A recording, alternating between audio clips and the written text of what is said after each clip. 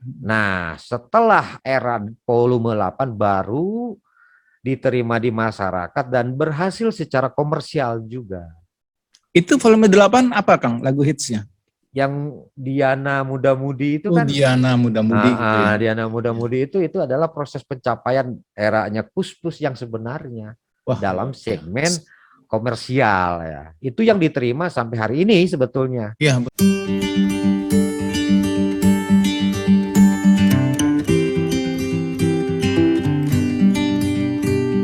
Oke, 3, 4.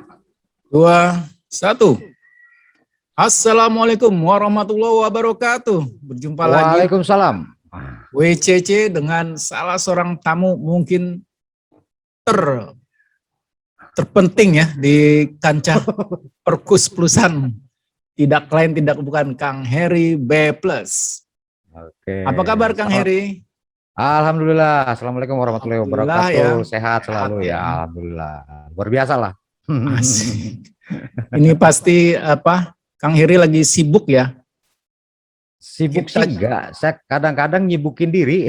Menyibukkan diri sendiri. Menyibukkan diri. Sibuk sih enggak ada. Kesibukan kita kan memang totally 2 tahun ini vakum ya. 2 Dari tahun vakum. kegiatan 2 tahun vakum dari kegiatan yang biasa.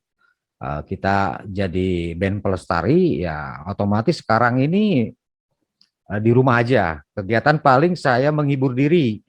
Jadi menghibur diri dan melestarikan diri sendiri sekarang nih. Tetap. Jadi proses pelestarian dari forum panggung konvensional saya geret ke panggung digital. Oh, bisa diterangkan bentuknya seperti apa tuh? Jadi pindah dari panggung konvensional ke digital. Kalau panggung konvensional itu kan ibaratnya kita bertatap muka. Kemudian berkumpul. Nah, sekarang saya tetap pada proses melestarikan, tetapi dengan forum digital. Forum digital yang saya sudah rilis 1,5 tahun ya, Kang ya. 1,5 tahun bikin ASKM. ASKM itu ada, Anda suka kami memutar, bukan Anda suka kami mikir, bukan. Anda suka jadi, Kang Heri. Jadi lebih kepada tetap proses pelestarian tapi lewat forum digital ini artinya kita sama-sama masih dalam rangka melestarikan lagu-lagu Kus-Plus ya. Tetapi bukan lagi dalam panggung yang sistem live, tetapi sekarang pakai sistem pemutaran audio dan video dari panggung digital ini. Nah, mudah-mudahan rekan-rekan semua para kasarnya para penggemar, penikmat atau para kolektor bisa bergabung tentunya dengan hal ini.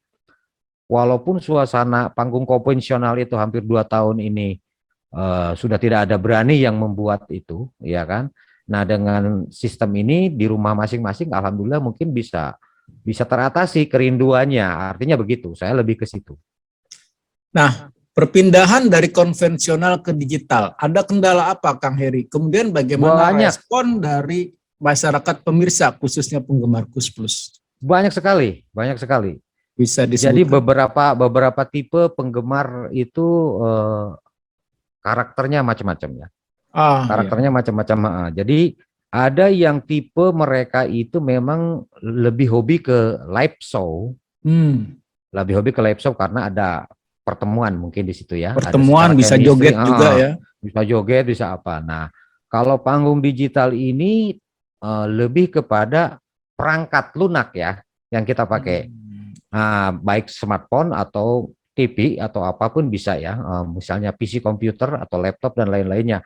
Tetapi ada kendala ketika penggemar Kus-Plus itu rata-rata ABG. ABG-nya yang mana nih? Angkatan bener-bener gocap. Nah, ya kan, segmennya memang hampir dari analisa penonton itu 18 plus semua. Rata-rata ya di atas. Rata-rata 18 plus dan analitik yang paling besar presentasinya itu 45 ke atas. Oh, sama dong sama kita ya. 45 ke atas analisanya di traffic kita itu lebih ke situ. Tetapi ini juga bagaimana kita melestarikan ini ke segmen 18 plus ke bawah. Itu yang sulit karena apa? Domainnya atau platform ini juga yang populer saat ini yang dipakai apa yang kita pergunakan kan? Ya, Misalnya saya betul. mau pakai dual streaming gitu kan, misalnya Facebook dan YouTube. Ya. Nah, antara Facebook dan YouTube itu juga untuk kalangan ABG ini kurang populer. Facebook itu, ini kendala ABG juga. Gocap tadi ya? ABG 18 ke bawah. ABG beneran. 18 ke bawah. Karena ABG beneran itu masih mempergunakan Instagram. Instagram ya, betul. Atau mungkin mereka bermain di platform yang lain ya. Mungkin betul. Ada TikTok atau apa ya. Nggak apa-apa TikTok sekarang ya. Betul. Nah, itu yang menjadi kendala proses pelestarian regenerasi itu. Ternyata mungkin kalau menurut saya pribadi, pendapat pribadi yang lebih tepat, cocok. Kan kita ini kan ada generasinya nih. Ada generasi pelestari ya, generasi yang media utama dan benar pelengkap ya. Kayak contoh misalnya gini, peluru kita ini, peluru proses pelestarian di band ya, kita bicara band ya. Band ya. Ada tikus. Tikus itu peluru terdepan. Ya. Tikus peluru terdepan untuk regenerasi. Karena memang mereka cetak untuk segmen itu. Tikus band ya maksudnya ya. Tikus band itu memang untuk dicetak untuk segmen itu. Jadi benar-benar gini, karena memang mau bukan mereinkarnasi ya, artinya kalau mereka mau memperlihatkan bahwa kita punya band besar.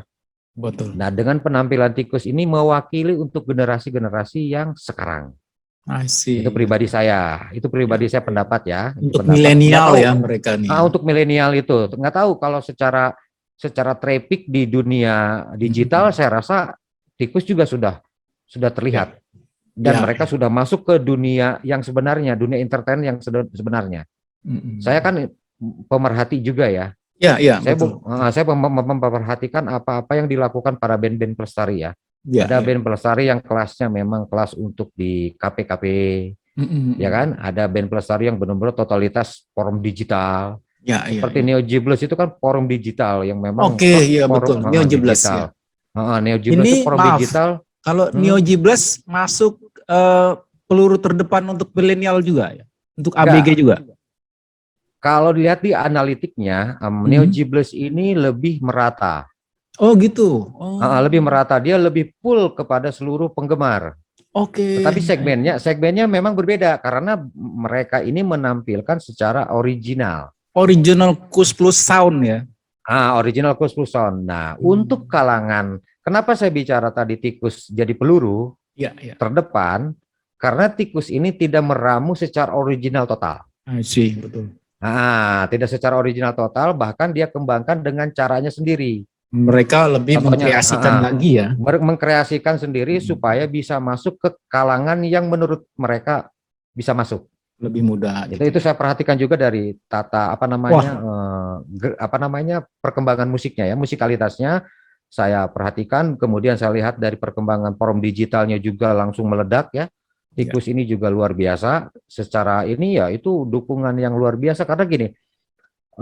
Ketika sebuah konten ini menarik untuk kalangan tertentu, maka platform ini juga akan menyodorkan atau merekomendasi ke kalangan-kalangan yang sama.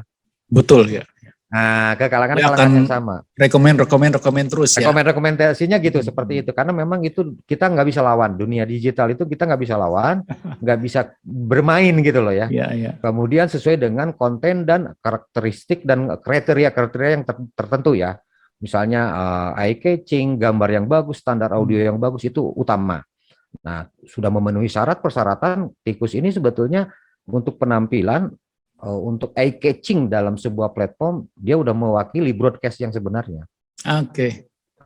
Tapi saya melihat juga ya bahwa Harry B. Plus ya, seorang Harry B. Plus ini memang memperhatikannya perkembangan zaman, perkembangan siapa yang masuk keluar di dunia pelestari Kus Plus.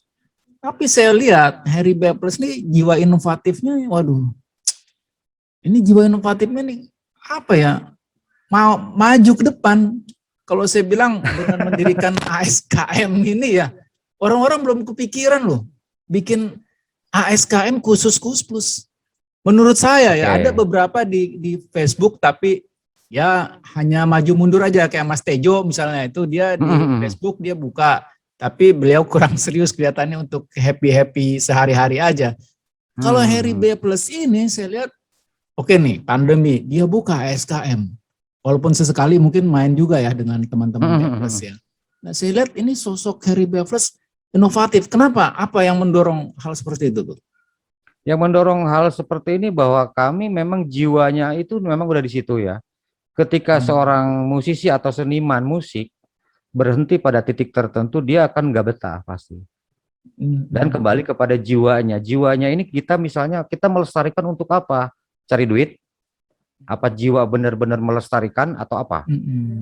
Kadang-kadang yang model-model saya ini banyak yang tidak disukai. Waduh. Masa sih ya? Ya, saya yakin dari like or dislike-nya tuh banyak. Jadi kadang-kadang ada ya, tetap ada. Banyak. Karena gini, saya kembalikan kepada kepribadi masing-masing ya. Karena memang totalnya gini, kita mau menyimpan Kus+ di tempat mana? Kalau hanya di wilayah-wilayah tertentu. Misalnya begini, dengan adanya platform ini, paling tidak kita mengangkat derajatnya lagu-lagu Kus+ di platform digital supaya masuk di algoritma Kus+ ya. Algoritma YouTube. Di algoritma YouTube juga supaya masuk. Artinya begini, selama ini proses pelestarian hanya parsial per wilayah. Ya. Nah, dengan adanya platform digital yang disodorkan lewat ASKM, tentunya ini mengundang ke seluruh wilayah bahkan mancanegara. Ya, kan artinya begitu. Itu yang kami atau saya sendiri punya inisiatif ya gimana tetap lestari kalau hanya lingkupnya secara parsial. Bahkan yang sudah kita pelajari itu juga ini akan menjadi satu perbedaan, tidak ada menjadi satu kelengkapan. Sebuah contoh, ketika sebuah band membuat atribut Tikus Band, Neo G Plus, B Plus Band dengan atribut masing-masing, itu akan mengelompokkan diri. Itu sudah alami secara hukum, secara alam itu akan alami dengan penggemar-penggemarnya masing-masing. Kita tidak boleh menyalahkan satu sama lain. Kalau buat pribadi saya, bagaimana proses pelestarian ini berjalan? Betul. Nah, dengan adanya kegiatan kami di platform ini, tentunya ya saya ingin mengangkat bahwa musik Kus+ seperti apa sih di mata Nusantara. Jangan hanya jiwa Nusantara sebagai slogan dong. Betul. Tersentuh nggak wilayah-wilayah tertentu misalnya. Contoh misalnya ASKM sudah wilayah Sumatera Barat sampai Papua itu sudah tersentuh. Bahkan mancanegara, Jepang, Hong Kong, Korea itu masuk, Malaysia apalagi dekat ya tetangga, Singapura itu udah masuk. Nah, mereka itu juga mungkin orang-orang kita yang ada di luar negeri, betul. tentunya kangen. Apalagi kita ada di wilayah luar. Saya ingat saya waktu ada di Saudi Arabia mendengar lagu Kus+ bangga banget. Padahal betul ya. Misalnya gitu, itu kayak bangga banget gitu ya. Contoh kayak begitu. Apalagi mereka ada di luar negeri ketika mendengar sebuah acara terobati. Nah itu yang kita angkat. Nah ada yang merasa senang, ada yang respon. Tetapi menurut analisa saya, rata-rata dari semua komunitas penggemar Kus+ tidak suka acara kita. Oh masa sih? Ya, karena itu tadi. Karena itu tadi. Yang ngapain muter lagu, saya juga komplit karena mereka merasa komplit. Merasa komplit, merasa tidak ada interaksi. Karena mereka sudah terbiasa ada interaksi. Karena kan memang secara manusiawi kita ini kan kadang-kadang ada mode sifat manusia ini hanya ingin diperlihatkan orang ya. Betul. Nih gue punya baju baru, tonton sebuah acara dengan atribut baru. Itu memang manusiawi seperti itu. Nah di platform digital ini tidak ada interaksi seperti itu, hanya interaksi sifatnya merequest lagu, memutar. Dan di situ ada saya juga upayakan bagaimana bertatap muka dari berbagai wilayah, bertatap muka dalam video call messenger misalnya atau video call apa gitu ya, seperti Zoom atau apa. Nah itu upayakan kita supaya merekatkan lewat lagu-lagu Kus+ tadi. Oke, saya lihat, saya lihat dari keseluruhan dari komunitas itu tidak terwakili sayangnya. Oh gitu? tidak terwakili. Komunitas yang resminya malah nggak terwakili. Yang resminya itu tidak mewakili gitu, tidak ada hadir di kita. Bahkan ini jadi satu pelajaran buat kami dan untuk semua. Artinya ketika platform ini masuk ke wilayah digital yang sebenarnya, di situ ada tata tertib, aturan-aturan komunitas yang saya dapat ilmu banyak. Contoh, copyright. Oke, betul. Nah, itu copyright itu ternyata ilmu yang paling banyak. Yang kenapa? Ternyata lagu Kus Plus itu diputar di platform tertentu, ada aturan main yang tidak boleh di semena-mena kasarnya ya, diputar. Itu pelajaran buat kita sebenarnya. Kadang-kadang ada teman kita tuh saya lihat di Facebook misalnya. Iya. Ketika dia ngupload, disenyapkan suaranya, dia ngamuk-ngamuk. Dia marahin adminnya, gini gitu. Padahal itu secara otomatis forum digital sendiri yang mengatur tersebut. Betul. Gitu. Sebenarnya itu yang didapat itu. Itu Kang Heri sebenarnya secara nggak langsung melatih kita untuk menghargai copyright kan sebenarnya ya. Betul. Jadi teman-teman pemirsa yang mendengarkan kadang-kadang nih kita yang di YouTube itu ya, mensenyapkan, memute, mematikan suara nyanyian itu karena memang kadang-kadang langsung dari YouTube-nya juga ini negur dari gitu platform, kan. dari platform tertentu. Jadi itu yang namanya sebuah lagu jika sudah menjadi konten ID, maka secara digital otomatis sendiri. Iya. Nah, otomatis sendiri. Ada beberapa yang diterapkan dalam sistem itu, diantaranya yang lebih ketat di platform atau di konten yang sudah dimonetisasi. Oke, ya. Konten yang diiklankan. Contoh misalnya sebuah grup band Tikus, Neo Gibles, B+, konten-kontennya sudah beriklan. Nah, itu lebih ketat. Di situ lebih ketat. Ketika kita membawakan cover saja, itu ketat. Apalagi cover itu kena juga ya? Asli. Cover kena juga? Kena. Ketika cover dibawakan, itu kena oleh publisher yang istilahnya berbagi. Masih dapat tapi kita? Masih dapat. Masih 50-50. Tapi kan 50-50 dengan YouTube, dari YouTube kan cuma 55%. Ya. Dan itu 0, sekian ya? Jadi gini, dari YouTube kita dapat misalnya satu konten tuh 55%, kemudian kita bagi lagi misalnya ada publisher 3 publisher, ya bagi 3. Set. Ya. Jadi kalau misalnya dapat 100 atau 1000, ya 1000 dibagi 3 dalam satu konten. Jadi untuk band cover Kus Plus jangan mimpi jadi orang kaya. Jangan mimpi jadi orang kaya. Tapi kan kata Kus Plus itu kan hati senang walaupun tak punya uang, ya kan? Itu dulu katanya 73, ya kan? Itu dulu 73, 74 ya. Aduh, itu dulu. 73, 74. Sekarang ini memang sudah beralih perilaku juga, budaya juga berkembang ya, teknologi berkembang, itu mempengaruhi semuanya. Jadi kayak contoh perilaku, ketika perilaku live konvensional itu mempengaruhi sangat berpuluh-puluh tahun mungkin ya. Ketika ada pandemi seperti ini sesuatu yang di luar pikiran mereka dan akhirnya tidak akrab dengan apa itu digital. Dunia digital. Dunia digital sebetulnya kita harus akrab karena apa? Tikus juga menyodorkan form digitalnya. Neo Gibles apalagi itu peluru pertama, Neo Gibles itu peluru pertama yang mengupload direkomendasi oleh platform YouTube secara internasional. Wow. Itu yang pertama. Karena apa? Neo Gibles ketika membawakan Andaikan Kau Datang, ketika di ranking akhirnya kita ikut tergeret. Oke. Maksudnya tergeret. Yang tergeret siapa nih, Kang?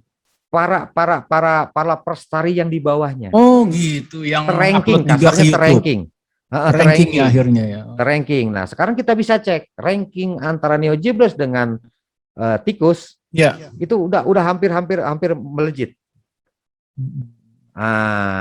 Karena memang ini ya digitalis bisnis ya. Nggak bisa dibohongin. Ketika mereka memang punya rekomendasi rankingnya tertentu, ya mereka saling bersaing dengan itu. Karena mereka tidak mau tahu kalian memberikan konten yang bagus, yang baik, ya kita rekomendasikan itu. Otomatis akan terranking. Ya. Otomatis terranking dan membantu kepada yang lainnya yang khususnya ingin dimonetisasi, ingin beriklan. Tapi nggak gampang ya. Untuk sebuah band pelestari ingin dimonetisasi beriklan itu tidak gampang. Banyak juga konten-konten kita yang reuploader. Artinya lagu Kus-Plus okay. Reuploader itu lagu-lagu Kus-Plus yang diputar ulang. Hanya dibubuhkan dengan kita misalnya ada narasi. Ya. Nah, padahal itu bagus proses pelestarian, tapi secara original tidak.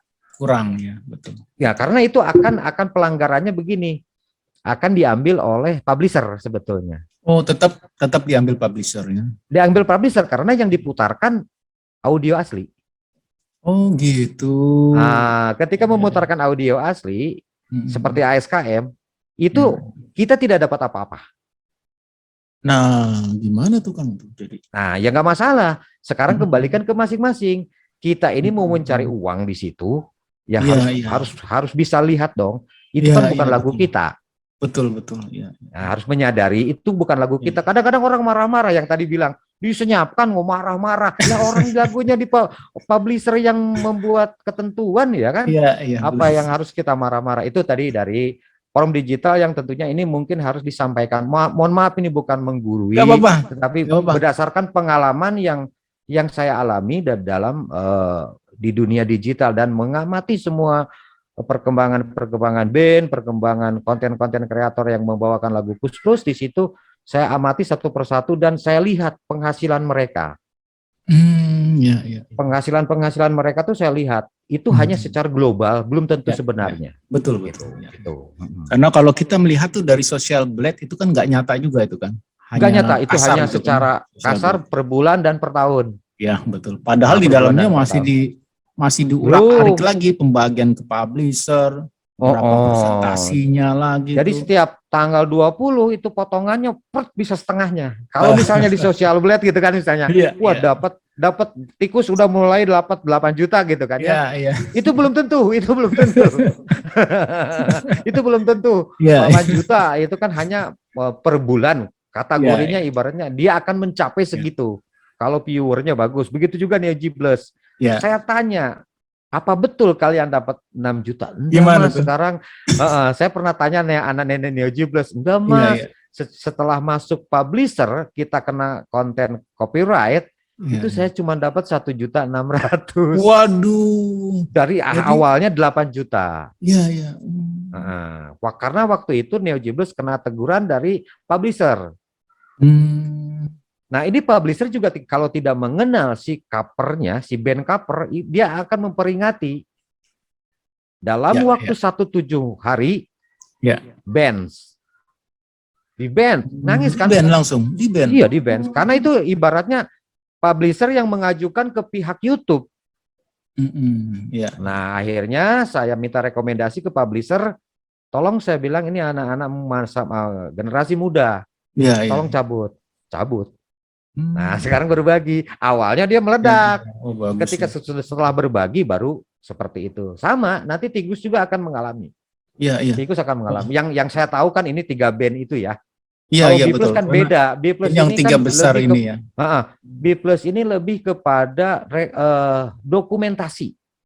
Iya, B+ konten. Nah, ini saya mau tanya. B+ nggak bikin Kang yang khusus spesial rekaman untuk YouTube seperti Tikus dan Neo G+ gitu? Rasa-rasanya pingin sama pingin, tetapi mungkin harus melihat dari konten yang harus disodorkan itu tidak sama. Misalnya begini, Neo G+ ini sudah secara ada ininya plek gitu kan ya, plek misalnya. Kemudian Tikus juga dengan ramuannya misalnya. Nah, kemudian boleh dong B+ tapi dengan caranya sendiri yang tidak tersentuh oleh the best of Kus-nya. Misalnya lagu yang Kus Bersaudaranya. Iya, betul. Lagu yang mungkin Another Song for You-nya. Lagu-lagu yang misalnya nggak tersentuh banyak lah gitu. Jadi biar berbagi konten. Kita jangan tumpang tindih karena tidak akan berkembang dong. Betul. Kan Tikus dibawain juga, masa B+ ada, masa Neo G+ ada.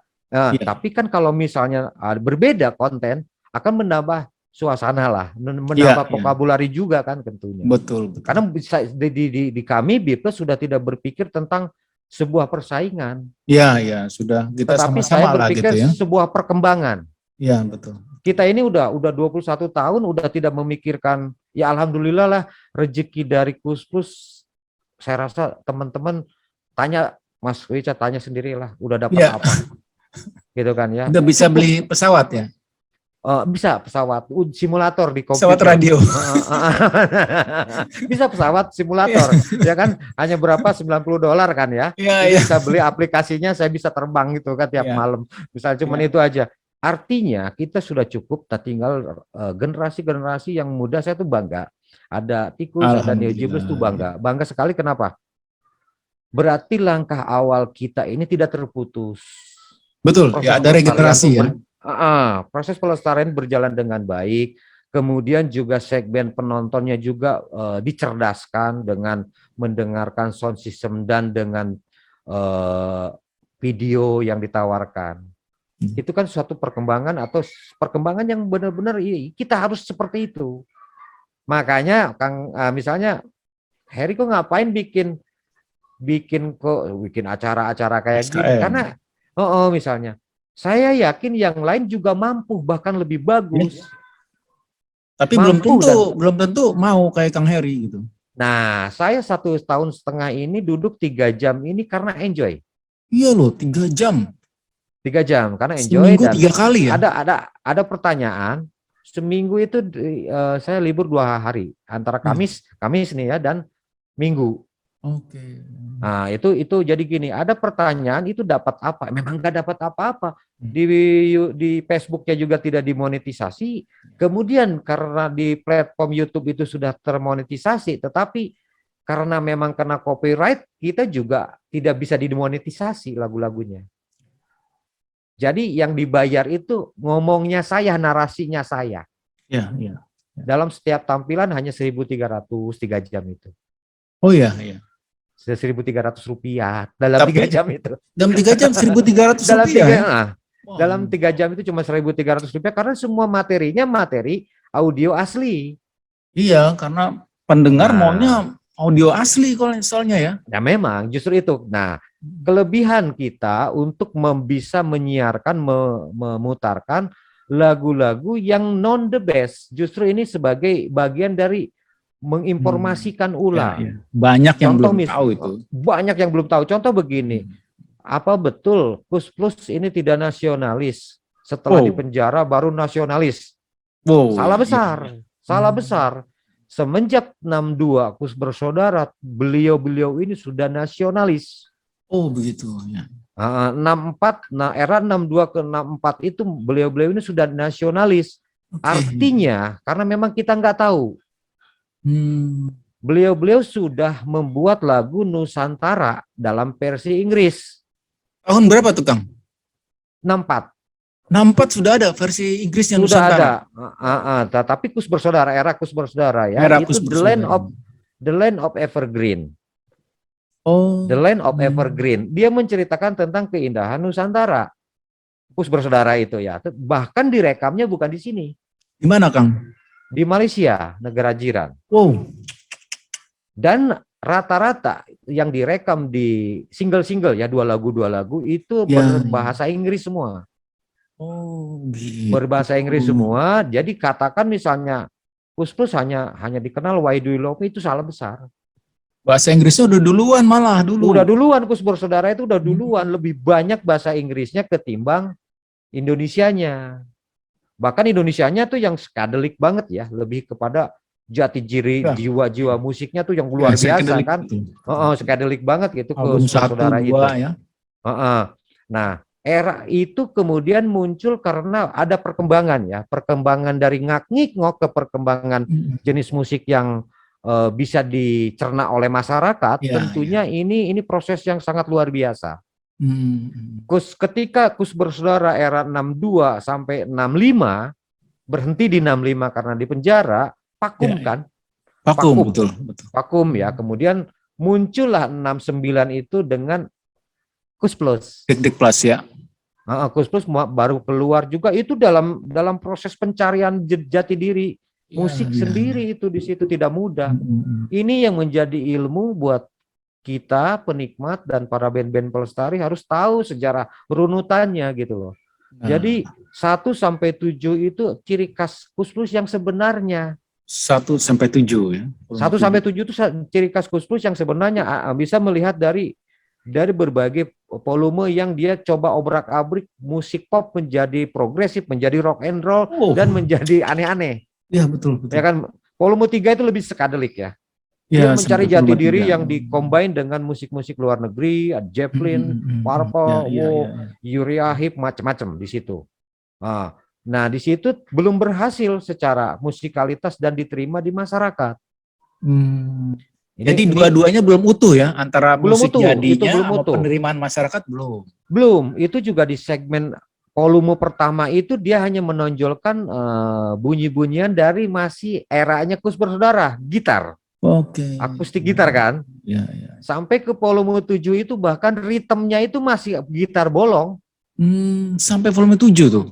Sampai volume 7 itu ritmenya itu masih digait gitar bolong.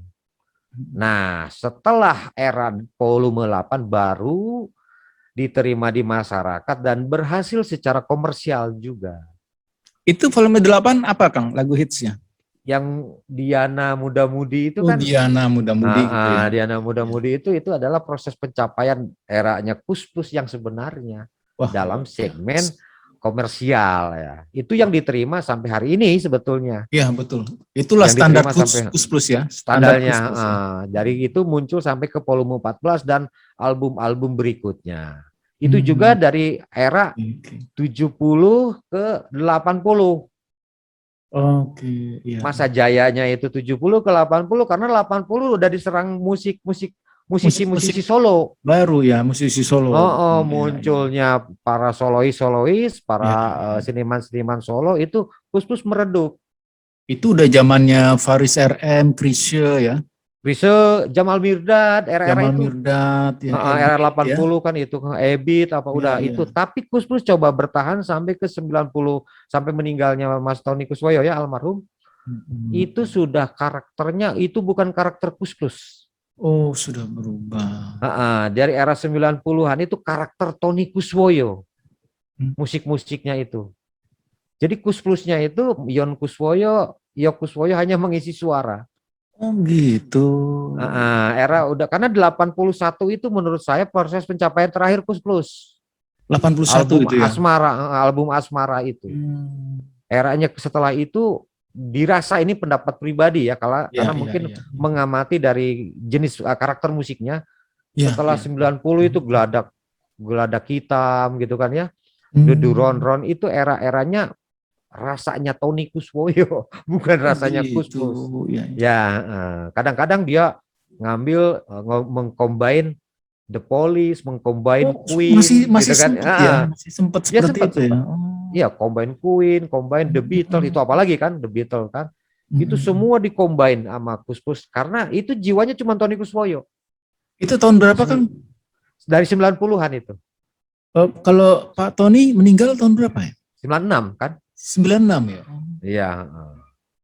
Jadi masih sempat memuntahkan seluruh peluru keinginan itu dan mungkin ya, ada keterkaitan kan bedanya gini, eranya Kus Plus ini tidak seperti sekarang ada agreement dulu kan. Kalau Kus Plus tidak bekerja dulu baru agreement. Oh, jadi ada kebebasan buat mereka ya? Bukan kebebasan, justru mereka seperti sapi perah. Oh, bisa gitu ya? Jadi gini, ini cerita langsung dari Pak Yo Kuswoyo dalam mengerjakan satu volume ke volume berikutnya. Misalnya kita udah masuk volume 1 Her. Saya harus ke studio dan mengumpulkan bukan untuk 12 lagu. Satu orang, misalnya ini volume 1. Satu orang bisa 5 lagu. Wih. Satu orang 5 lagu kali 4, 20 Satu orang lagu. bisa 5 lagu, itu disetor ke produser. Nanti produser yang milih yang cocok di volume ini. Oh, gitu. Sisanya dilanjutkan ke volume berikutnya. Itu belum tentu. Nih yang sisanya misalnya kan taruhlah misalnya 55 atau misalnya lebih banyak Mas Tony ya, Pak Muri itu kan hanya volume 4 mereka baru mulai kiprahnya Pak Muri dipaksa itu untuk mengarang lagu. Nah, jadi misalnya Pak Tony 10, Pak Yon 5, Pak Yok 5 misalnya begitu. Itu yang milih produsernya. Bahkan di volume selanjutnya belum tentu lagu itu disimpan di situ. Ceritanya begitu. Jadi kadang-kadang ditabung, tetapi Kus Plusnya sendiri ketika mau masuk ke volume 2 dia harus store sama 20 lagu lagi. Waduh. Gitu. 20 lagu lagi masuk ke sini, nanti diputar lagi di situ. Ini cocoknya ke sana. Makanya volumenya banyak. Proses Ya, pencapaian betul. yang luar biasa di dunia tidak ada. Musisi seperti Koes Plus 74 Ya. itu 22 album sampai 24 ya dengan instrumen ya. Itu Tahun 74 rekor itu. 74 itu proses Dia bikin pencapaian yang 22 sangat luar album. biasa. 22 album, 24 kalau saya nggak salah. 22 album itu proses pencapaian paling tertinggi di dunia menurut saya. Sangat itu Untuk kayaknya sebuah nggak ada musisi. tuh, ya. Untuk sebuah musisi ya, itu yang menjadi tolak ukur kenapa saya sendiri merasa penting untuk melestarikan Koes Plus dan mungkin teman-teman yang lain juga sudah melihat itu ya. Saya rasa itu kenapa kalau ada pertanyaan misalnya dalam sebuah pertanyaan yang logik gitu kan, Ya, kenapa ya. memilih jenis Koes karakter Plus. Koes Plus sudah mewakili genre semuanya ada kok.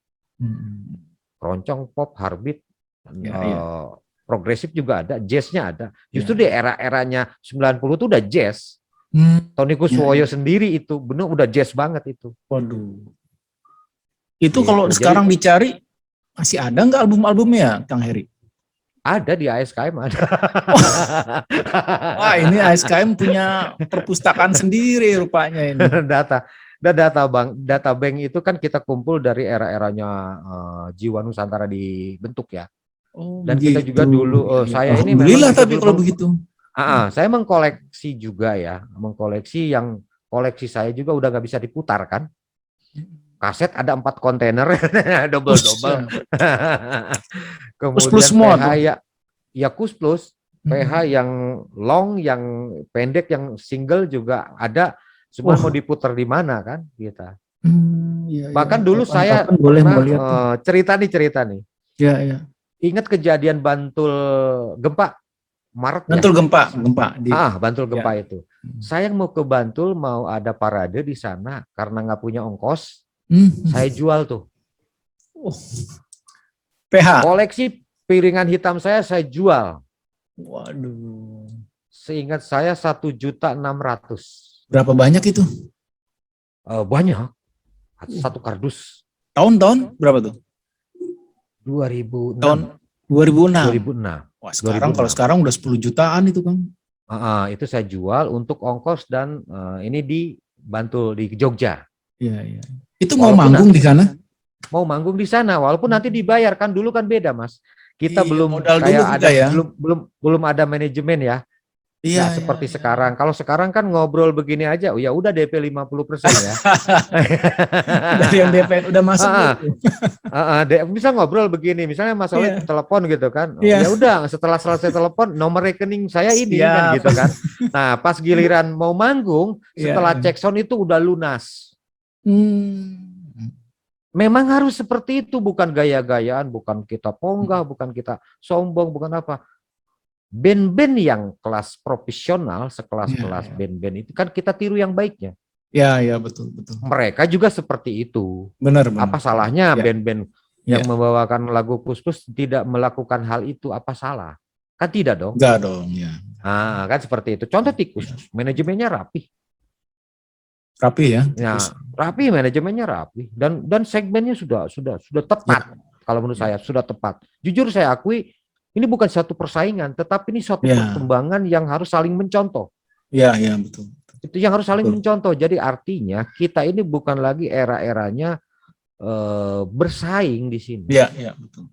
Karena kalau bersaing juga, kalau kita sebagai musisi tidak akrab dengan sebuah program digital, mati. Betul. Sehebat apapun musisi. Pada akhirnya tantangannya sama juga semua ya. Tantangannya sama. Jadi gini, panggung kita ini misalnya hebat di kampung sendiri nggak bisa. Kamu bisa di kampung sendiri, artinya di Indonesia. Iya. Ya misalnya, ya nggak bisa sekarang. Ya. Mau tampil di mana? Ya di jendela dunia ini.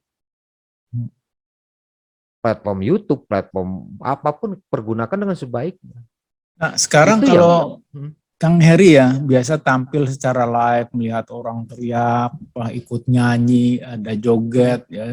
Setelah itu mungkin ngobrol dengan penggemar ya, minum makan kuaci bersama ya. Nah sekarang ada rasa yang hilang nggak pada saat live secara digital ini? Jelas dong. Ada ya? Jelas hilang. Jadi hampir 85% tuh hilang auranya ya. Aura live-nya tuh Aura. ada ya. Jadi itu kan di situ ada chemistry. Ada chemistry, betul. Ada chemistry di situ. Ketika Ya. kita ini melihat penonton, apa yang kita sampaikan ke penonton lewat pesan lagu tersebut, ada kegembiraan tersendiri dalam batin kita bahwa lagu kita dijogetin. Nah, itu. Ya, itu untuk para apa namanya? Para seniman musiknya ya, para playernya misalnya. Betul. Kemudian ketika kita nyanyi, kemudian mereka penonton yang udah tua misalnya atau yang anak-anak muda ikut nyanyi, itu ada rasa tersendiri happy kita ya.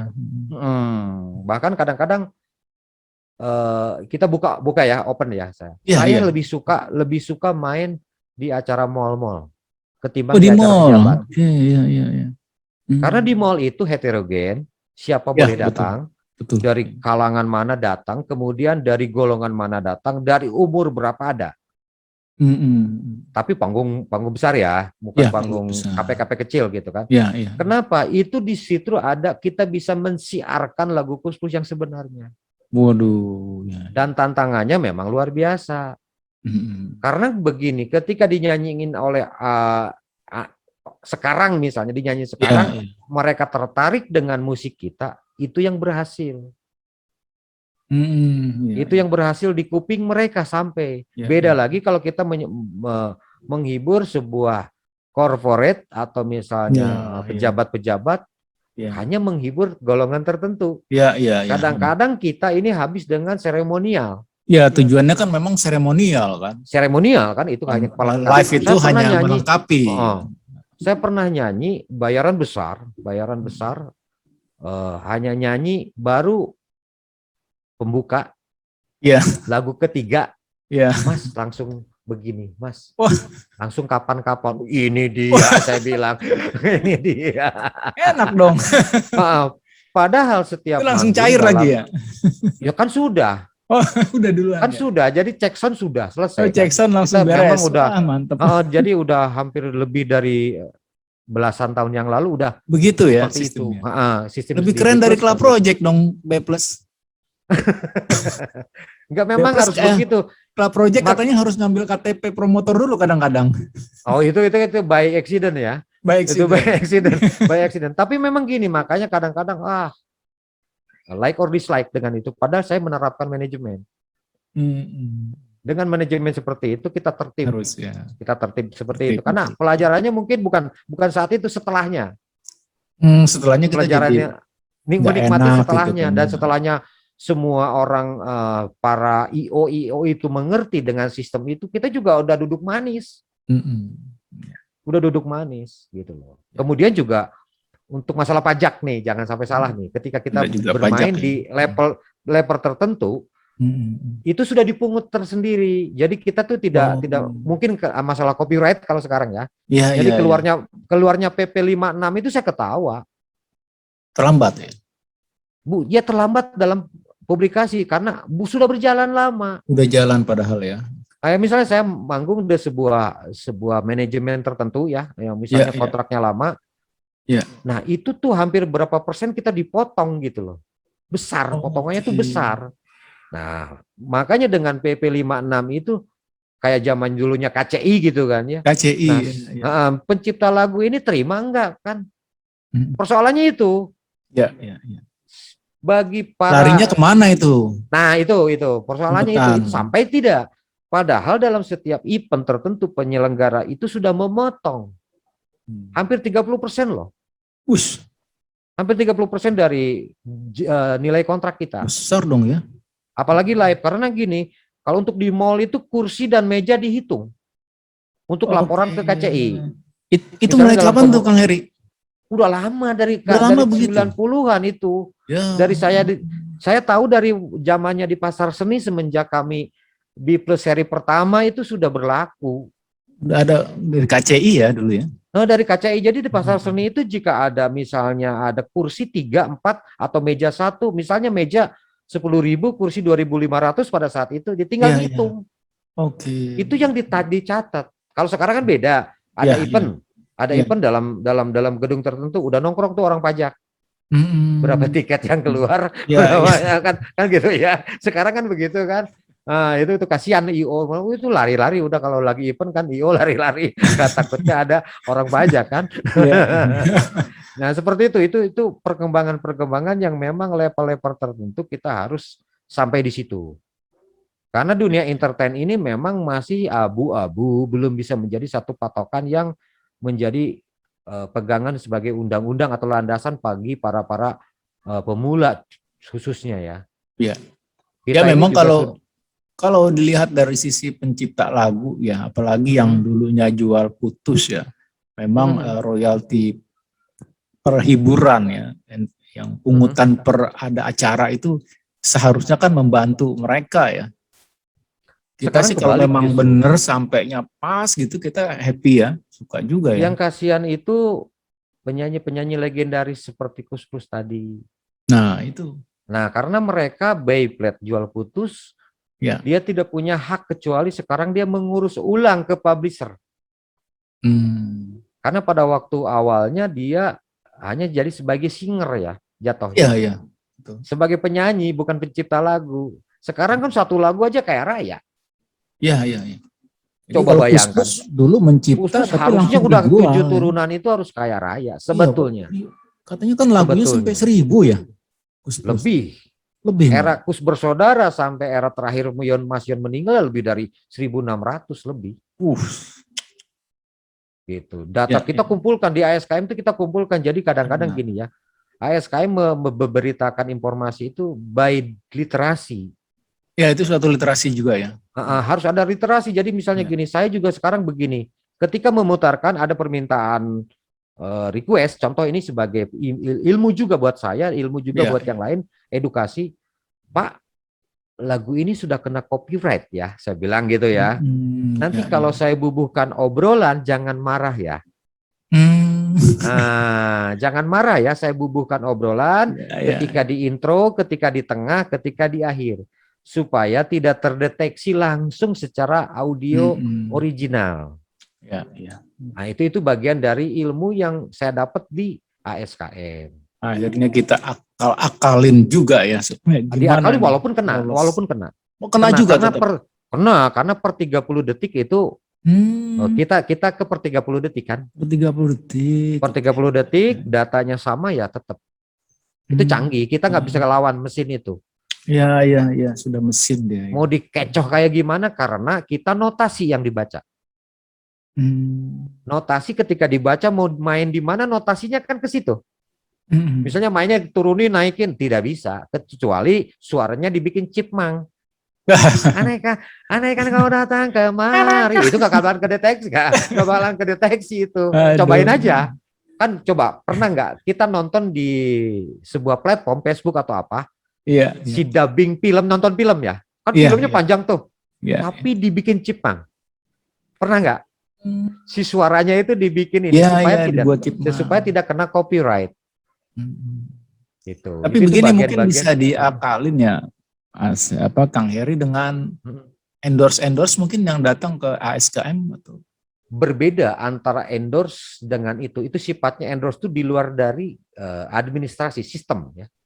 Yang kita bicarakan ini kan kita sistem antara pemutaran dan penyelenggaraan dan pemutaran. Betul. Ketika kalaupun ada endorse datang itu bagian dari bonus yang apa yang saya kerjakan. Sampai naik haji gitu, endorse naik haji nggak? Bisa aja, jangankan tukang bubur, pemain band juga harus dong. Pemain band naik haji kan? Insya Allah kan. Ya misalnya gitu. Tapi saya karena kan banyak penggemar dari Arab Saudi tadi. Ya saya sampai sana juga karena dari band. Oh iya. Ya.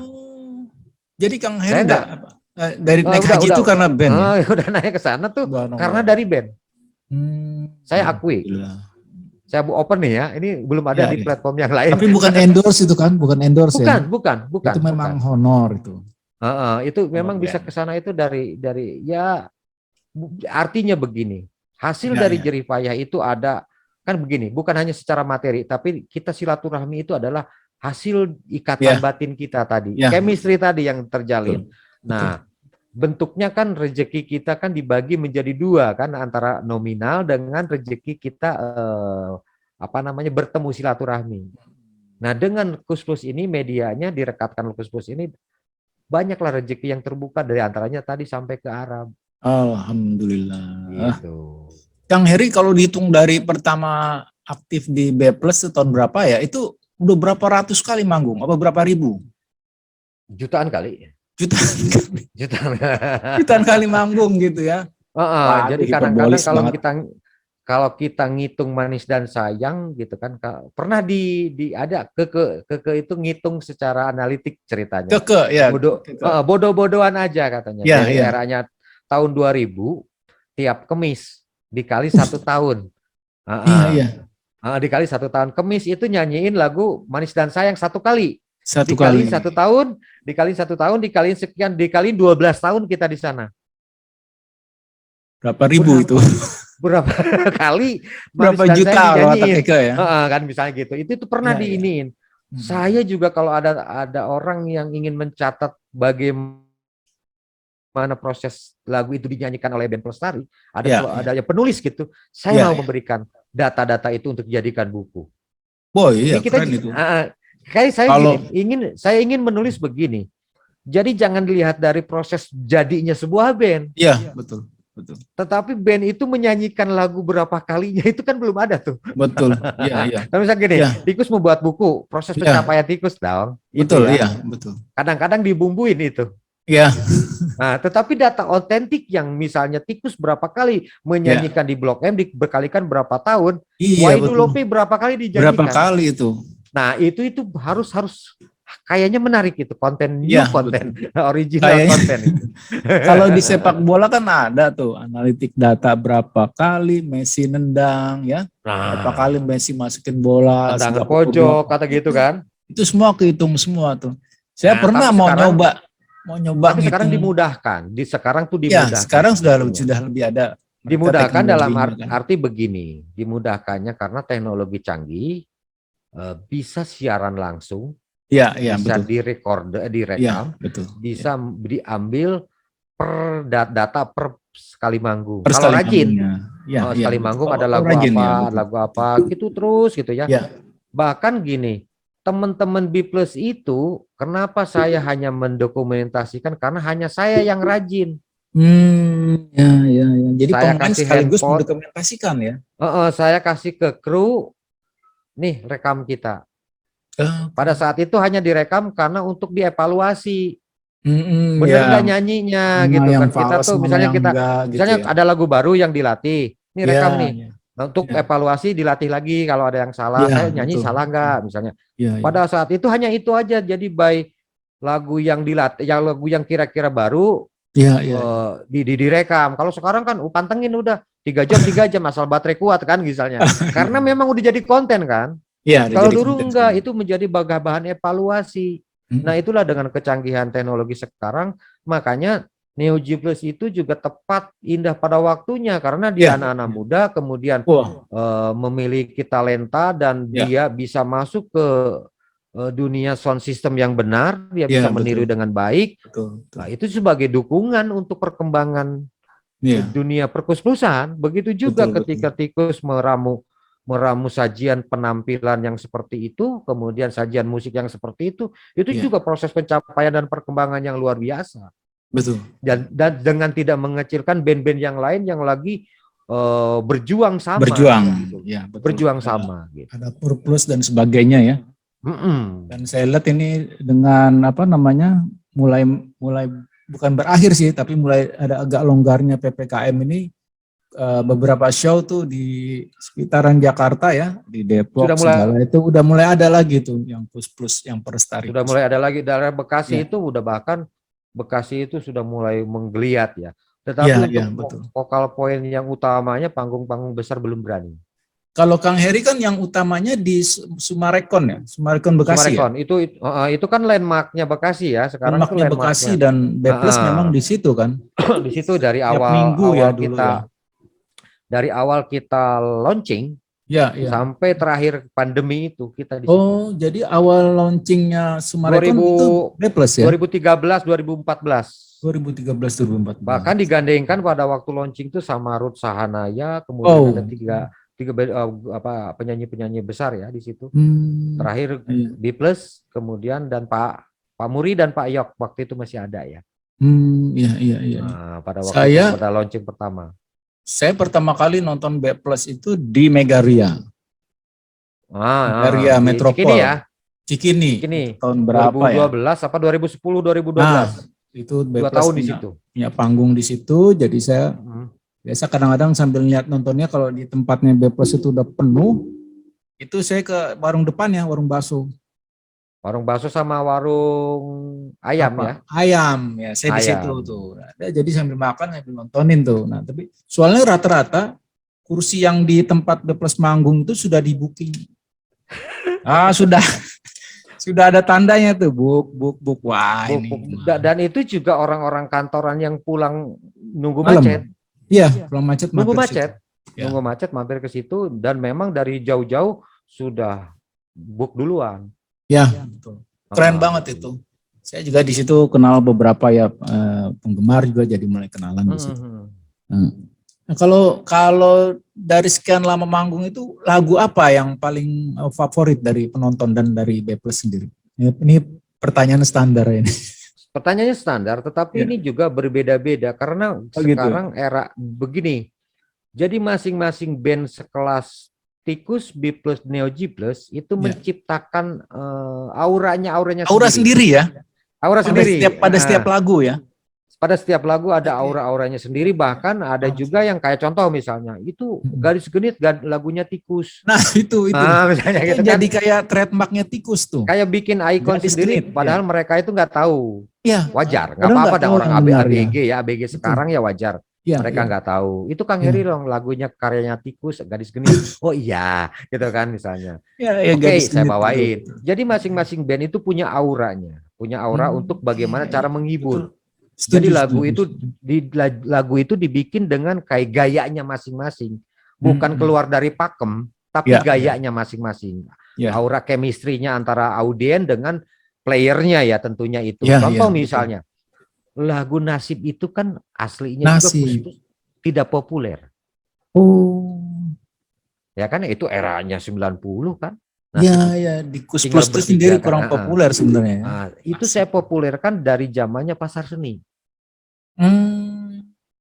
Pasar Seni Ancol kita populerkan, Amelinda kita populerkan. Kemudian kita ketika di Sumarekon Si Molly kita populerkan, Jangan Putus Asa kita populerkan. Artinya gini, banyak lagu-lagu yang di Kus+ lebih bagus, baik didengar maupun dinyanyikan di panggung. Kan ada lagu yang enak didengar tapi nggak enak dinyanyikan di panggung, ada. Gitu kan, enak didengar tapi ketika dinyanyikan di panggung belum tentu mengundang selera, mengundang selera. Gitu misalnya kan, lagu apa tuh, Kang Heri? Ya misalnya kan gini, lagu rocknya Kus+, lagu rocknya Kus+, misalnya Kang Heri Pusaramu dong, atau misalnya Kang Heri misalnya yang lagunya Yok yang jerit-jerit itu, pencuri hati gitu kan, ya enak untuk didengar kamu, gak enak untuk dinyanyiin di panggung. Gak enak sama vokalisnya, penyanyinya setelah nyanyiin Pus gitu kan, gak enak yang bawa gendong bayi kan. Iya, kan saya bilang gitu. Ke Gali sebaiknya jangan nyanyi lagu itu tuh. Karena itu juga kecuali ada acara event tertentu. Ya, kecuali parade grup-grup musik, band-band Kus+ boleh. Tapi mungkin kalau Tikus, Neo G+, atau band-band yang lain, B+ itu tarafnya itu udah menghibur. Lebih condong menghibur. Jadi jangan disalahin kalau mereka itu keluar dari pakem ya. Iya, betul. Keluar dari pakem artinya bagaimana lagu ini ketika dijogetin masa berhenti kayak di kaset. Kan nggak mungkin. Nggak mungkin dong. Kita harus memutar ulang supaya tetap dinikmati dijogetin. Misalnya kan kayak gitu ya. Kemudian juga ditambahkan improvisasi supaya mereka juga merasa tidak monoton. Betul. Itu ilmu yang didapat bukan dari sekolahan. Itu tuntutan di panggung ya. Tuntutan panggung. Pasti begitu. Jadi jangan pernah menyalahkan, oh tidak original. Bukan. Karena memang dia terbiasa di panggung. Karena mereka biasa melayani panggung, melayani audien.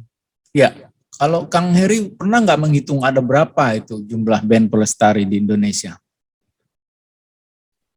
Jumlah band pelestari itu dulu awalnya memang banyak. Itu hanya catatan ya, hanya catatan. Ya, selintas Seluruh lah, Indonesia catatan itu selintas. seluruh Indonesia itu lebih dari 200, tetapi juga itu hitungan ketika parade.